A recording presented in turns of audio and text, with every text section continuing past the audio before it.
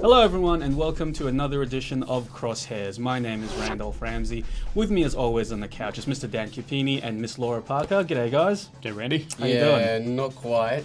I just thought you got a haircut because it was, An extreme haircut, yeah. You've grown a beard, Laura. Well, that's nothing too new, but Everybody wants to join the crew. Yeah. Actually, you're not Laura Parker. You're Mr. No. James Kozanicki, aren't I you? am, yeah. How are you? I'm okay, guys. I'm okay. Laura is unfortunately not with us. If you listen to the podcast this week, you know that Laura was speaking with a bit of a lisp because she had some because she had some wisdom tooth problems and she's away sick today. So we're gonna have to go without Laura for this show. But Koz is an able backup, aren't you, man? I'll be much better. I Okay. reckon. All right. So what's on this week's show, Dan? This week we've got hands-on time with X-Men Origin Wolverine, as well as the creative mind behind the game walking us through the project. We've also got a look at Wanted Weapons of Fate for the Xbox 360 and PlayStation 3, as well as the hand-cramping version of Guitar Hero on tour decades, and we'll answer that age-old adage of which type of zombie is better, the slow or the fast kind. Stay with us. Okay, since Laura's not here, it's fallen to me to take on the news duties, and here's what's been happening in the games world over the past week. Now, there's yet more news on the Oz classification front. So remember how Fallout 3 was initially banned in Australia because it featured the in-game use of the prescribed drug morphine? Well, the upcoming stealth action game Velvet Assassin was last week passed with an MA15 rating. And guess what? That game also uses morphine as an in-game power-up. Confused? Well, so were we, and that's why we went to the classification board and asked them to explain this apparent contradiction. Now, according to the board, the morphine use in Velvet Assassin did not significantly improve the main character Violet's abilities, and that its use was appropriate within the historical and medical context of the drug. So that means it was okay to pass with an MA15 plus rating. In the game, the main character Violet is actually in a coma in hospital, and all of the missions are being played back in her head, so that's where the use of the morphine comes in. On the other hand, Fallout 3's use of morphine led to more positive effects, hence its original banning according to the board, and you can read more about this decision on GameSpot AU. Moving on, we're going to talk a little bit about Beatles Rock Band. And while we still know bugger all about the much anticipated Rock Band Beatles game, we finally have a release date. It's been confirmed that the game will ship globally, that means Australia as well, on September 9, 2009. So that's 9909, which as everyone knows is the number of the beast while he's upside down, bungee jumping or something like that. Other details were released by developers Harmonix, including the price, which is all unfortunately in US dollars right now. So the game alone will cost you $59.99 US. The Super Bundle will cost $249.99 US and will feature an all-new drum set, guitar, microphone, all modeled after the Beatles' own instruments. And also announced were Beatles Rock Band branded standalone guitars for $99.99. The good news is that the game will be compatible with all previous hardware. As yet though, no details on what the game will exactly be, but I know one thing for sure, I will hunt you down, Harmonix, if you do not include Dear Prudence on the song list. Now on to Bioshock 2, and some serious teasing has started with Bioshock 2, Sea of Dreams, with a new teaser site opening up in the past week, and I don't think I can say teasing enough in that sentence. If you go to somethinginthesea.com, you'll see a tattered world map, hear some garbled radio transmissions, and read about the mysterious disappearance of a 7-year-old girl in coastal Ireland, as well as some sightings of mysterious creatures wearing mining helmets with red lights. A new Big Daddy or a splicer? You make the call.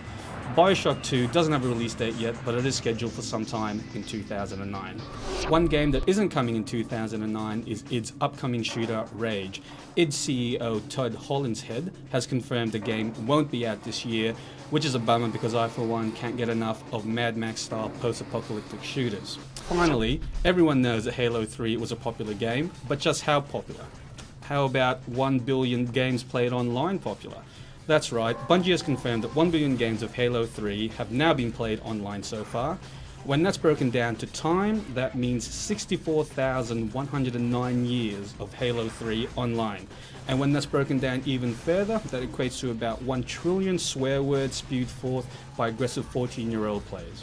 And finally, we're going to look at the Australian games charts for the week of February 23 to March 1, as supplied by GfK Australia. As you can see, Halo Wars has taken the top spot for the Xbox 360, which is a bit of a surprise considering that Killzone 2, which is supposedly one of the PlayStation 3's hottest titles, also was released that week. Killzone 2 only managed to make it into number 2 spot, which thankfully put Wii Fit down at number 3 for this week. Ratings watch time, and this week the following titles have been rated by the Classification Board of Australia. First up, THQ brings all the geo-modding fun of its original first-person shooter series to the latest generation of gaming systems with Red Faction Guerrilla. No release date has been confirmed yet, but this third-person open-world title will be making its way to the Xbox 360, PlayStation 3 and PC platforms and has been given an MA rating. If you like your martial arts mixed and your fighting championships ultimate, then you'll be pleased to hear that Yuke's developed Face Smasher UFC 2009 Undisputed has made it past Aussie censors with the maximum MA 15+ rating for sporting violence. The game features over 100 UFC personalities across 5 different weight categories and fighting styles spanning boxing, wrestling, Muay Thai, Brazilian Jiu-Jitsu and Judo. It's due out for the Xbox 360 and PS3 in the first half of 2009. FPS horror title Cryostasis, The Sleep of Reason, a game set in a Russian North Pole nuclear station during the Cold War and sees you fighting mutants while battling to stay warm, is headed for the PC. No confirmed Aussie release date yet, but it smashes its way through the ice into North America in early April this year. And lastly, as we mentioned in the news, World War II themed stealth shooter Velvet Assassin, which sees you playing the role of historical figure Violet Summers as she attempts to infiltrate German military camps for various missions, has passed Aussie censors despite its contextual drug use. Landing on the Xbox 360 and PC platforms in April 2009, it's been given an MA 15+ rating for strong violence and drug references. Here we are at the preview section of Crosshairs, and we're going to start off with a little game, literally, called Guitar Hero On Tour Decades. That's the second one in the sort of On Tour franchise, which is bringing rockiness to the DS, apparently. On trains and buses, On right? trains, yeah. So if you don't feel, self-conscious about that type of thing, then it's totally up your alley. So Randy, we've seen this one before. We saw the previous version. How exactly do you play Guitar Hero on the DS? Well, it's exactly the same as the first version if you guys have played that. So I'll hold this up. You basically get this little attachment that goes on inside the GBA slot of your DS. It's got like 4 buttons on it, so one less than a normal Guitar Hero controller. And you basically thread your hand through this and hold your DS like it's an open book. So eventually, you'll get basically the notes will come down here, and you basically strum on this side. The controller actually comes with its own pick, which you can use to strum on the DS touchpad, but I generally prefer to just use the stylus, which does the exact same thing as the pick. What have they added into this one? Is there anything new as opposed to like the first On Tour game? Well, functionally, it's exactly the same game. What they have added onto this time is, first of all, they're all master tracks now. So there's 28 songs in the game, not one cover, so that's pretty good. Sounds still a little bit tinny though. There also adds bass and rhythm guitar sections to this one around, so you can go through the entire career playing bass or rhythm guitar as well as lead. And there's now a new multiplayer share mode, so if you don't have the first game, but you do have a mate who does, you can still play it with him or her and share the same songs even if you don't have the same sort of disc in there. So it sort of gives you 2 games in one if you know someone with the other game. Now you mentioned songs. What's on here? What am I going to be able to play? Okay, so there's 28 songs in total. As the name implies, decades. They're all grouped into decades. So you get all your fabulous hits from the 70s, 80s, 90s, and 2000s. I sound like WSFM there for a bit. But so some of the big songs include Alien, Ant Farm, Smooth Criminal, which is weird. I would have preferred the original Smooth Criminal. Newer stuff include Foo Fighters, The Pretender. You got Jimmy Eat World, The Middle, Queen, We Are the Champions. That's pretty cool. You got some emo stuff in there with Paramore. You've got some new Smashing Pumpkins, and you've got some REM, The One I Love, which is a pretty cool song.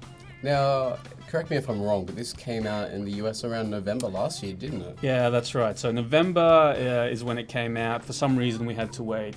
What was it, 4 months now until it gets an Aussie release date.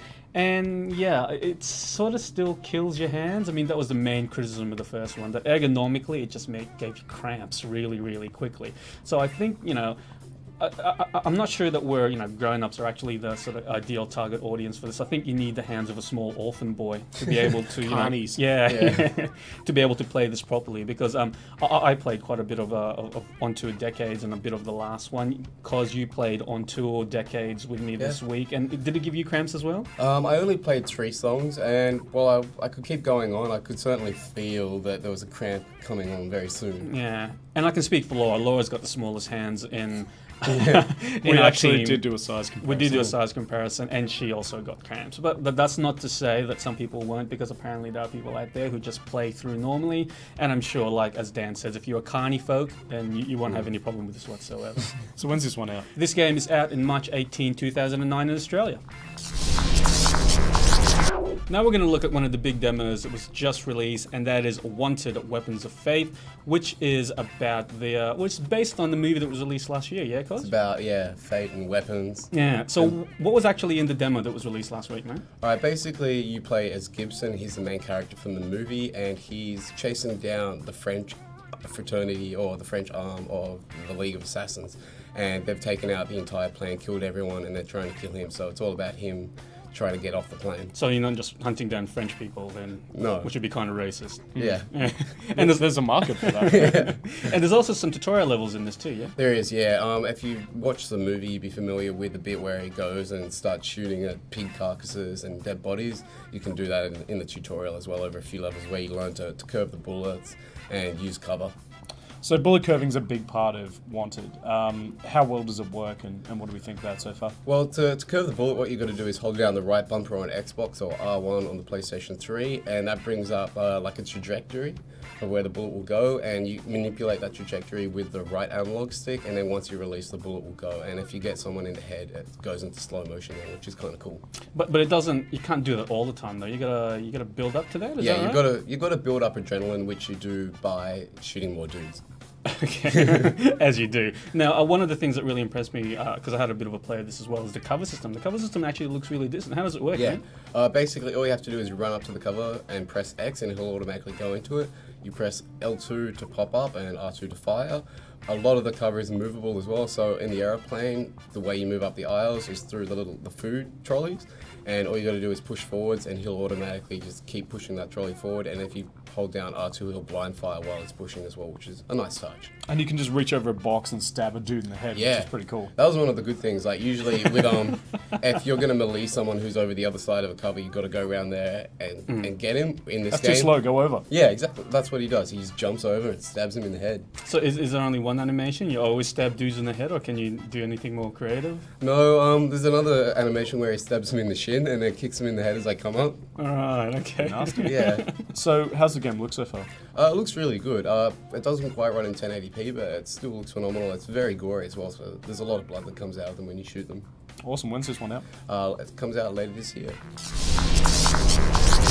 Okay, first up, an explanation as to what these strange things are. Dan, what have you got in your hands? Snickety Snick. Snickety Snicks, apparently, the new brand of Snickers that come in gloves. Yeah. No glove form. They're harder to eat though. Yeah. These are foam Wolverine claws. That's right, because we're about to talk X-Men Origins Wolverine, and dear God, what is on your head, and why is it there?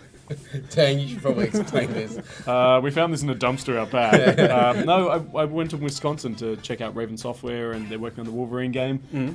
And they had cheese hats in the airport, and I couldn't come back without buying a cheese hat. I thought you were going to say they had cheese hats at Raven Software, which would be a bit weird. They might have. I didn't see the entire office. So this one's going to run out. It's going to expire on August 2. That is a concern. Yeah. We're going to have to eat it before then. Okay, but we are here to talk about X-Men Origins Wolverine. That's the next sort of like game movie tie-in from Activision. Dan, you saw this, as you said, while you were in Wisconsin. Where is this actually set in the Wolverine universe, mate? Does that have much to do with the movie? Essentially, this one follows in line with the film, but it's not an exact following of the story to the absolute T. There's a bit of delineation away from the main storyline as well.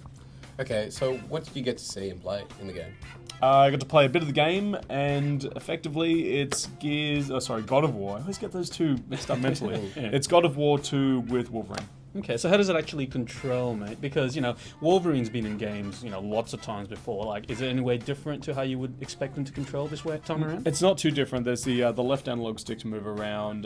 You'll use the face buttons to perform various attacks, lights and heavies, and the button press combinations of the two. And as you move through, you'll unlock additional abilities. Like there's a jump that you can do where I think it was the left trigger to target. And once you've got them down, you just hit one of the bumper buttons. He jumps, gets onto them, and then you can really start laying you with the claws. And you mentioned God of War, so it is basically hack and slash, is that right? Absolutely, yeah. It's a total hack and slash title. You will button press heavies and lights, move through the environments with waves and waves of enemies coming at you. Okay, so given that you've got 6 claws at your disposal, is it very gory? Like, can you hack dudes up? Yeah, this is pretty nasty, actually. I was really surprised when it got passed by the Australian Classification Board, because you can pull a dude apart like a hot chook, really. It's pretty nasty. You can lunge onto guys and start going directly into their faces. You can combo with the air, so you can chuck them up and then kind of twirl them around in the air before laying in. Yeah, because some of this actually happens in sort of like slow-mo cinematic styles, like button press sort of combo things, right? Yeah, and there's takedown moves as well. And as you level up and skill, because there is an independent leveling up system and a whole bunch of skill trees that you can put points into as you go along to increase your skills. Okay, now game adaptations of films have been had a pretty patchy past. From what you've seen of this so far, like is it looking to shape up to be one of the better ones, or? Look, this is actually showing a lot of promise. I mean, the guys behind it, Raven, have a really strong history with both X-Men and the superhero titles. They did Marvel Ultimate Alliance. They're responsible for the X-Men Legend games.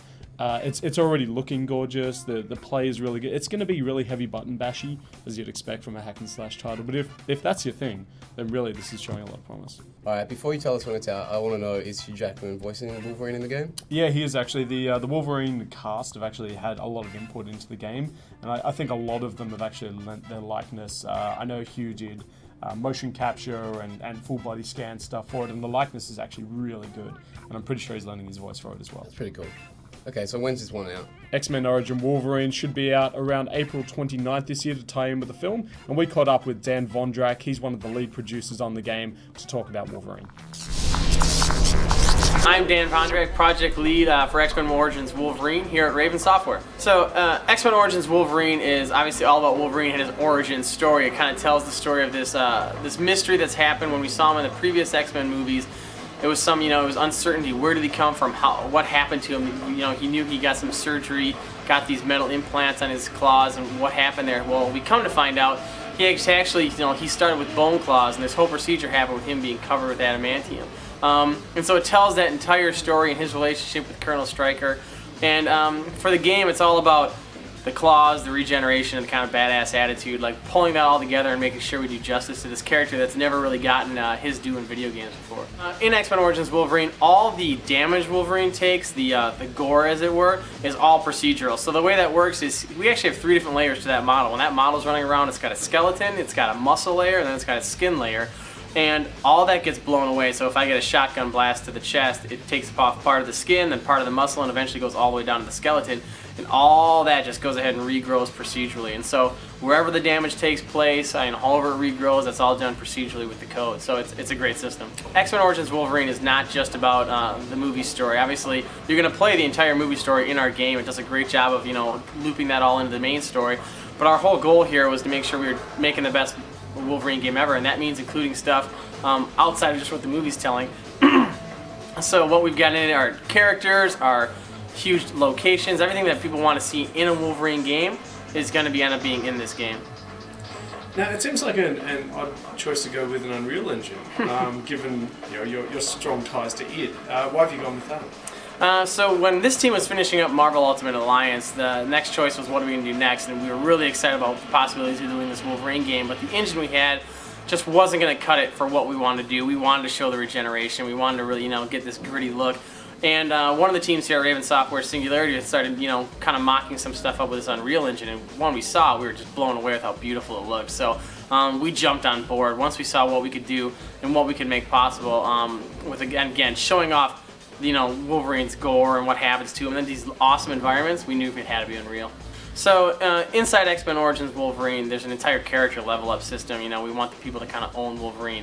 You get experience for killing bad guys. You gain levels then once you gain enough experience, you can kind of distribute your skill points. And there's even a neat system called mutagens, and the way those work is you find these mutagens hidden throughout the levels, and you only got 3 equipment slots for them. You kind of basically equip them to Wolverine, for lack of a better term, and they all have different powers, and so it's just kind of up to the player out of these 24 that they find which ones they're going to equip and how are they going to equip them.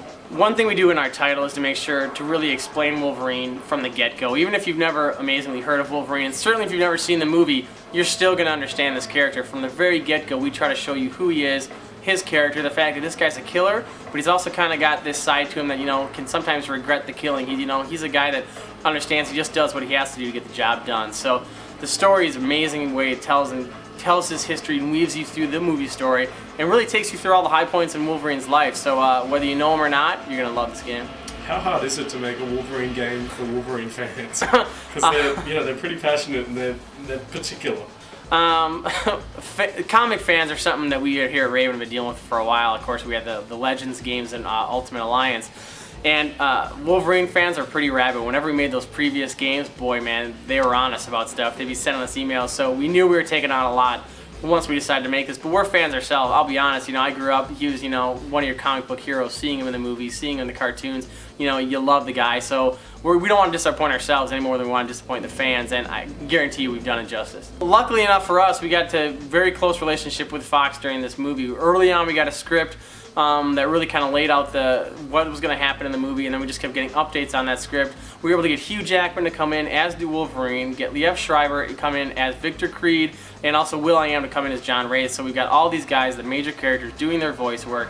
Fox was constantly sending us updates. We have this beautiful silver and blue adamantium tank, just like you see in the movie. So really, it's really great tying with the movie, but what's wonderful about it is it kind of goes beyond the movie as well, to show all the stuff that comic fans want to see. One thing, when we first started out, one thing we knew we had to have in the game was Wolverine fighting a 200-foot Sentinel. I mean, that is just that imagery, that kind of iconic moment in Wolverine's history. We had to have that. So that was one thing we put at the top of our list, and I can't wait for you guys to see it because, it is an amazing fight. My name's Dan Vondrak, Raven Software, project lead for X-Men Origins, Wolverine. Game's coming out same time as the movie, day and date, on the Xbox 360, the PlayStation 3, and the PC. Hello Internet and welcome to Versus Mode, Crosshairs news segment where we talk about the biggest debates happening in the game world right now. And what better one to start off with the release of Resident Evil 5 than us talking about zombies. That's right, which zombies are better, the slow zombies or the fast zombies? So let me start this by saying slow zombies are way cool. Why? Let's put aside for the moment the fact that the slow, shuffling brain zombies are as integral to video game history as the exploding barrel and the health pack. Let's put aside for now the fact that practically every great zombie game has featured these lumbering, moronic creatures as their stars. From the various Resident Evils, to Dead Rising, to Metal Slug, and yes, even to Bikini Zombie Slayers. And let's not pay attention to the fact that slow zombies actually ramp up the tension as they inch their smelly, rotting corpses towards you. And that generally, slow zombies take more bullets and are therefore more fun to kill. No, the real reason slow zombies are way cool is that fast zombies do not make a lick of sense. Seriously, zombies are the undead. When you die, you would expect to lose some motor skills and become slower. You don't expect to suddenly become the undead equivalent of a fitness trainer. Plus, zombies are easier to headshot, which is way cool. So vote for slow zombie. Hey. Now, Randy, you make some really interesting points, but shut up, the adults are talking now. Just like the industry that makes the games around them, zombies have gone through a bit of an identity evolution over the years. Sure, stumbling, mindless hunks of people meat reanimated from the corpses of dead loved ones by lightning and viruses and setting forth with the express goal of sweet, sweet brains has its appeal, but people, it's time to move on. It would be remiss of us to completely cast aside the influence of watershed moments like George A. Romero's beloved series of zombie films, but just as hypercolor t-shirts, those socks from the 80s with the zippers on the side, and public decency have gone the way of the dodo, so too should the notion of the passive enemy.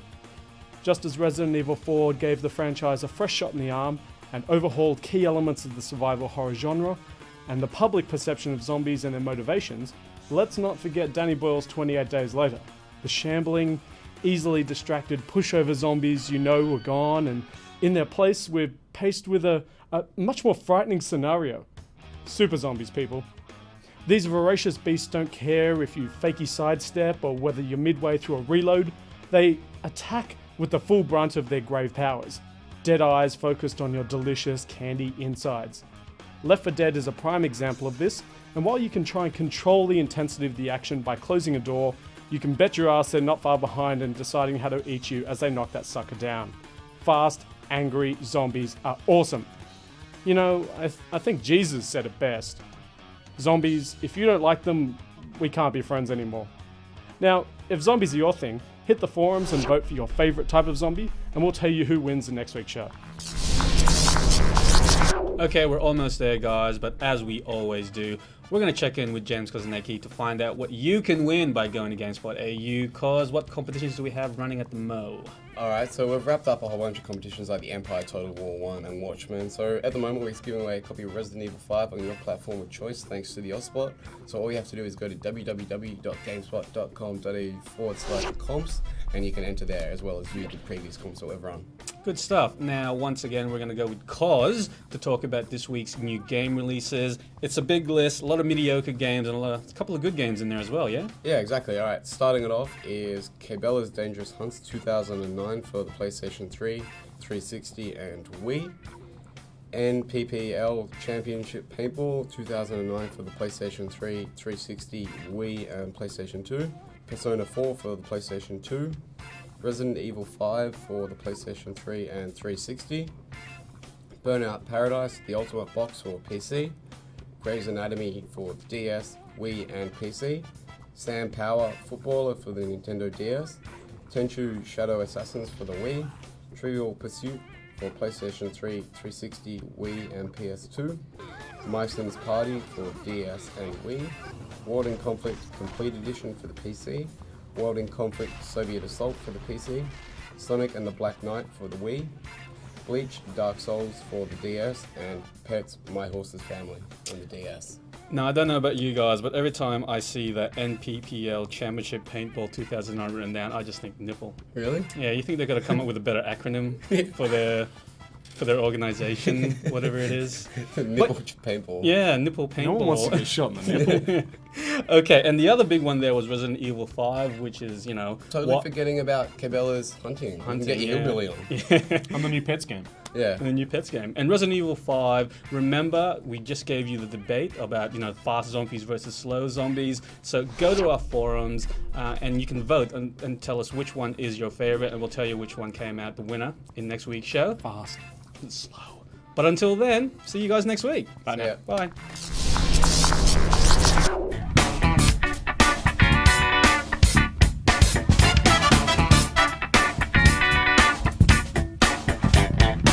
This week we've got hands-on time with X-Men. X-Men.